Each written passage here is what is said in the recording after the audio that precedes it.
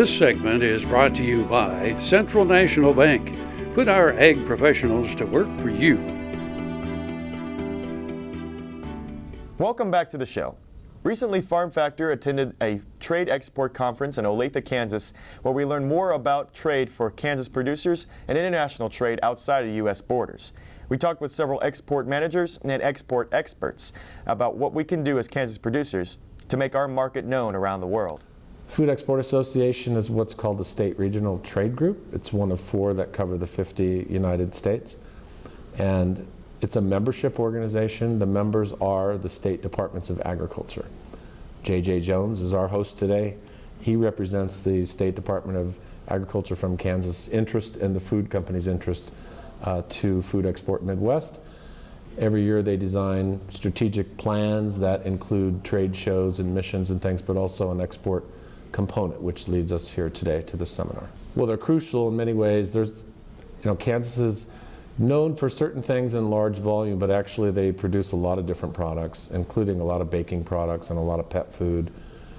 And many of those are done by small and medium-sized companies, so it's really important for them to understand which countries are buying pet food, and especially which countries are buying pet food from Kansas, which we can also arrive at by using those codes to do market research on export statistics into country.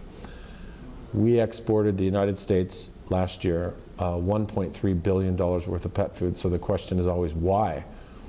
And the answer from all the market research we see is that it is our high-tech science diets. It's all the things that we do with pet food to make it healthier. We separate by age and size of animal, and we just have, well, there's a tremendous core competency in the state in feed. It makes perfect sense that would go into pet food as well as animal feed as well. So it's a natural extension of something that they've already done really well. And that's just the start. I mean, that tells you who's interested in the product, but particularly also who isn't.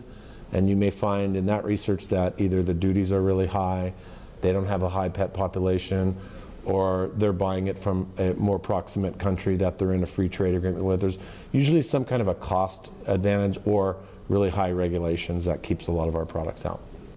For years, Kansas has been perceived as a one-horse show with our top-heavy grain and cattle exports.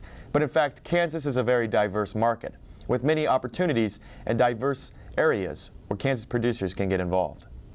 Many of the states actually are kind of top-heavy with 6 or 8 particular products. And a lot of people think Kansas might be that way too, but they're actually highly diversified.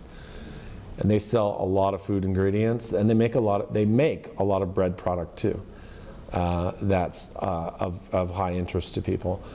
So it's not only the products, but they have a lot of byproducts of things. In other words, a lot of bulk material certainly goes out, but that same material is being used to add value to within the state. In other words, they'll take a byproduct of it, or they'll process it further, and then further yet again. So it may start as a bulk product and then be turned into a flour and then be turned into a tortilla. We try and focus on that particular level of product because it's the most value added, it creates the most jobs, including packaging and marketing, and internet companies are all going to benefit by the more labor that's put into food products in a particular state like Kansas. Kansas is one of the top trading states in the world, and it doesn't look like it's going to decline anytime soon. Well, it's really important to compete out there, and many of the other states are doing it, and many other countries are doing it. So attending the strategic trade shows in the United States and around the world are really important. To have a Kansas pavilion, for example, which gets organized so people know they're going to walk down a row or a certain part of a row and all the companies are going to be from within state, is one way that a lot of state departments of agriculture will isolate their companies, not from the public, but from the competition. So people know, they learn more about the state's products just by being in that 40 or 60 feet of space. And to make sure that the State Department of Agriculture's website is highly informative on what the core competencies of the state are, and that there are a lot of exports from the state. And it's certainly true. It's an inordinate amount on a per capita basis. It's very high volume. There's a lot of very skilled people here.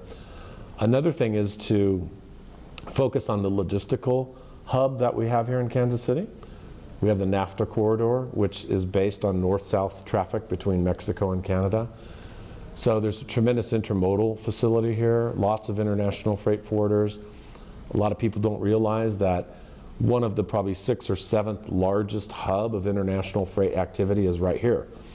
And that's basically because of the location and the investment in the infrastructure that's been made. So freight movement, even from an inland location, is a lot less expensive than other areas because those economies of scale have been driven down by that competency in moving cargo, which has been, gosh, well, it goes back with me over 20 years, but certainly in the last 10 years, the infrastructure development is something that I've been following, and you can see, even from the air, how those rail spikes work and how those ocean containers can be loaded on those trains. In many cases, those trains now pull up in a port, say of Los Angeles, and get loaded right on the vessel right off the train. So the usage of those type of facilities keep the cost down in shipping and make the products more affordable, and that investment appears to me has been well done. Turn to a Central National Bank Ag Professional. You'll be in good company. They'll help you track expense lines, manage variable input costs, assess ground agreements, pick a crop protection plan. These times demand ag professionals. Central National Bank. You could profit from what they know. Ag operations run better on Central Time. Central National Bank. Money for life. Member FDIC in your hometown since 1884.